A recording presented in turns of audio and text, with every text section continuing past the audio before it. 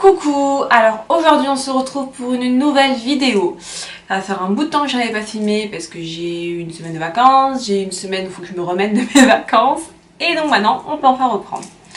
Donc ça sera un cours de géo, j'ai décidé de faire là, j'ai décidé de faire que des cours comme ça va être fait et il y en aura un maximum avant le bac, je pense que normalement ça devrait le faire. Il me reste le cours d'histoire mais j'ai vraiment du mal parce que c'était vraiment un cours que j'avais moi personnellement, j'avais du mal à apprendre et j'ai du mal à me replonger dedans. Donc on va quand même devoir se replonger dedans. Mais pas tout de suite. Aujourd'hui, cours de géo, donc c'est les territoires dans la mondialisation. Donc un peu pour introduire ce sujet-là, les échanges en fait ne cessent de s'intensifier à l'échelle mondiale. On peut distinguer de véritables zones d'échange entre l'Amérique du Nord, l'Europe, l'Asie de l'Est, qu'on appelle accessoirement la triade, qui s'intensifient, qui augmentent, qui font que développer leur économie et développer l'économie mondiale. Les territoires se constituent également donc de nombreux espaces maritimes. Les espaces maritimes représentent vraiment des endroits stratégiques de la mondialisation, c'est ce qu'on va voir au sein de notre petit développement. Donc ma problématique ne sera pas très compliquée, ça va porter sur la mondialisation. Donc comment la mondialisation en fait réorganise l'économie au niveau des pays. Vous allez voir que ça réorganise vraiment tout parce qu'on se dit, on parle plus vraiment de pays du Nord, pays du Sud, même si la majorité des pays qui vont faire partie des pays riches font partie des pays du Nord, mais maintenant on les appelle plus trop comme ça, ils ont des nouveaux noms et c'est ça qu'on va en fait aborder tout au long de ce sujet-là. Donc j'ai décidé de faire un plan en deux parties, avec à chaque fois 3 sous-parties, avec un grand A, ce sera le territoire inégalement intégré à la mondialisation, avec un grand A, on va voir les pôles de la triade, vraiment parler des pays développés de chez développés, riches de chez riches. En B, les pays émergents. En C, les territoires en marge de la société.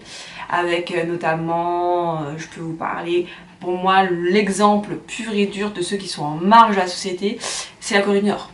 Totalement dans son coin, voilà. Pour vous citer qu'un pays.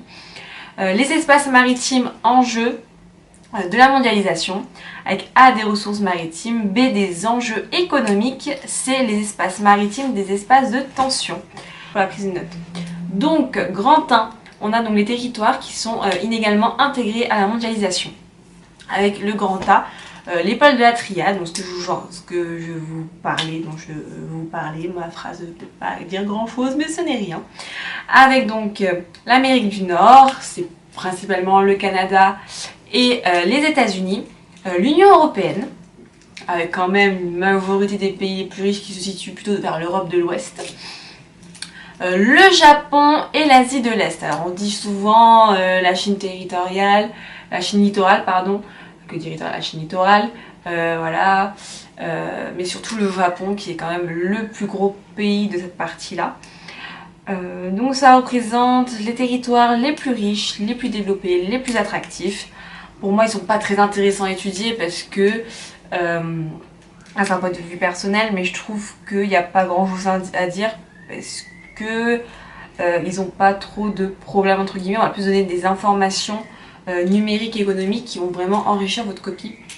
En parlant du fait que la triade, ça représente 75% du PIB mondial. Elle regroupe 80% des sièges sociaux des plus grosses firmes transnationales. On y retrouve aussi les plus grands décideurs en bourse, exemple Wall Street ou encore la City et tout ça. Et les plus grandes universités, style Stanford, les universités aussi vers Shanghai, vers Hong Kong qui sont très réputées, Harvard, Yale, enfin tout ça, qui sont très réputées, qui sont situés donc dans ces pays de la triade. En B, on va donc attaquer aux pays émergents. Alors tout d'abord, quand on parle de pays émergents, on pense tout d'abord aux BRICS. Alors moi j'avais appris au collège les BRICS et au lycée les BRICS, voire les BRICSMs. Voilà. Donc généralement, on a les classiques, Brésil, Russie, Inde, Chine, parfois on ajoute l'Afrique du Sud et parfois on rajoute même le Mexique. Moi je vais partir sur le principe qu'on va ajouter l'Afrique du Sud et pas le Mexique dedans, même si on va en parler après. Les pays émergents donc, sont situés en Asie, Amérique latine, au Proche et Moyen-Orient et certains pays d'Afrique. Mais bien, ceux qu'on représente, ceux à qui on pense dès qu'on parle de pays émergents, c'est vraiment les BRICS. Ils participent de plus en plus à l'économie et à la mondialisation avec des flux qui s'intensifient d'année en année. Selon le FMI, les BRICS sont à l'origine de 60% de la croissance économique mondiale. Alors c'est pas quand même à dénigrer 60% de l'économie, la croissance économique mondiale, c'est quand même voilà, important. Là on va passer donc au territoire en marge de la société. Donc je vous ai parlé de la Corée du Nord qui elle est totalement en dehors de la société.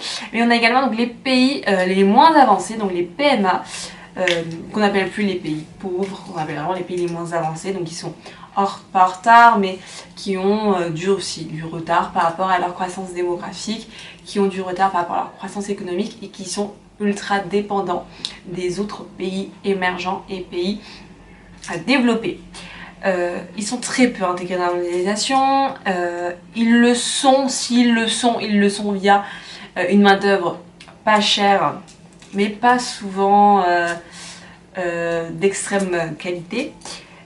Ils ne contribuent qu'à 1% du PIB mondial. Ces pays, pourtant ils sont énormes, mais 1% du PIB mondial et 1% des exportations internationales. Vous voyez le truc, c'est quand même peu. On a également des économies qui sont peu diversifiées, c'est souvent autour des besoins primaires. Voilà, vous savez très bien, vous avez les secteurs primaires, secondaires et tertiaires, ça tourne vraiment autour du secteur primaire, ce genre d'économie. On passe donc au grand 2, après avoir décrit nos pays et les avoir distingués selon leur catégorie de développement. On va passer donc au grand 2, les espaces maritimes. Pourquoi on va faire un grand 2 sur les espaces maritimes? Parce que les espaces maritimes représentent vraiment un territoire important et extrêmement concurrentiel et qui impose, comme tout secteur concurrentiel, des conflits. Et ça, c'est ce qui va être important de parler lors de cette partie. Donc avec le grand A, donc des ressources maritimes. Les espaces maritimes, c'est 70% de la surface de la Terre. Donc forcément, c'est important pour les échanges mondiaux. Tout se passe de plus en plus par des conteneurs et par les voies maritimes. De nombreuses ressources telles que les hydrocarbures, pétrole, gaz naturel et halieutiques, 93 millions de tonnes de poissons, crustacés et mollusques en 2014. Donc halieutique, c'est tout ce qui est poisson. Hein. Voilà, pour la petite définition rapide et efficace. On va donc passer maintenant au B, donc des enjeux économiques avec le commerce international qui se développe de plus en plus via ce que je vous disais, via les voies maritimes, parce que ça reste quelque chose de peu coûteux, peu cher, grâce aux conteneurs. Et voilà, je pense que vous imaginez les grands porte-conteneurs gigantesques. Voilà, on envoie des images, je dirais de vous en mettre, je ne sais où par ici, mais on en voit énormément, surtout dans les livres d'histoire. Tu sais, quand tu fais, dans les livres de géo, quand tu fais ton bouquin, tu vois toujours ce grand porte-conteneur gigantesque. Et c'est assez impressionnant. On a ce qu'on appelle les ZEE, qui sont les zones économiques exclusives, qui représentent une véritable mine d'or. On a les ZIP, les zones industrielles-portuaires, qui se développent et deviennent des lieux majeurs de la mondialisation. On a donc aussi les littoraux, hein, qui permettent également le développement d'une activité touristique qui est plus avantageux pour le pays, voilà, qu'un pays qui n'a pas de littoral. Il ne peut pas bénéficier de tout ce que ça va faire, tout ce que ça permet aussi de faire rayonner son pays. Voilà, en France, juste de manière touristique, on connaît quand même la Côte d'Azur, la Riviera. On a l'autre côté, la côte basse, la côte landaise, tout ça qui sont extrêmement connus à travers l'Europe et le monde entier, voilà, qui rayonnent, et ça permet aussi d'apporter énormément de choses au pays. Économiquement parlant, bien entendu, on est en géo, voilà, donc économiquement parlant. La partie C sera notre dernière sous-partie, c'est les espaces maritimes, des espaces de tension. Ces espaces maritimes, ça peut vraiment créer des conflits, ça peut créer des jalousies envers les pays qu'on va dire enclavés, donc qui n'ont pas de littoraux, qui n'ont pas de mer, qui n'ont pas d'océan, qui n'ont pas de détroits ou de choses comme ça qui leur permettent réellement de pouvoir commercer. C'est vraiment un point faible pour ces pays et souvent les PMA n'ont pas de voie sur des littoraux ou des espaces maritimes. Donc on va avoir les détroits, donc je veux parler les détroits, les canaux qui sont vraiment des points de passage obligés qui deviennent des points sensibles où on peut avoir des actes de piraterie par exemple ou des choses comme ça qui deviennent vraiment des actes sensibles. On a l'utilisation en fait, de ces points de passage qui provoquent aussi des risques de collision entre les différents navires. Donc ça peut permettre malheureusement à des risques de pollution. Quand deux navires collision, il y a du gasoil partout, de l'essence partout, enfin tout ça. Ce sont aussi des endroits géostratégiques majeurs où il y a vraiment des enjeux de rivalité, ce que je vous disais. On a de nombreux trafics illégaux qui se réalisent sur ces espaces-là. Donc ça va être trafic d'humains. Voilà, c'est ce qu'on voit de plus en plus malheureusement à travers l'actualité. Trafic d'humains, trafic de drogue, trafic, voilà, c'est classique entre guillemets, trafic d'armes, classique. Illégaux mais classique, c'est classique malheureusement. On a également un défaut à ces espaces maritimes, c'est la surexploitation des espaces maritimes. En fait, donc tout ce que je vous dis, les ressources halieutiques, ça pose vraiment un problème de surexploitation et de durabilité, avec 80% des stocks de poissons qui sont utilisés et ça devient une vraie question environnementale, tout cela. Donc, pour répondre à la problématique, là je vous l'ai fait en freestyle, un peu voir la réponse. C'était donc comment la mondialisation réorganise l'économie mondiale. On voit qu'il y a vraiment des stracts. C'est comme ça le mot? Je sais plus bientôt.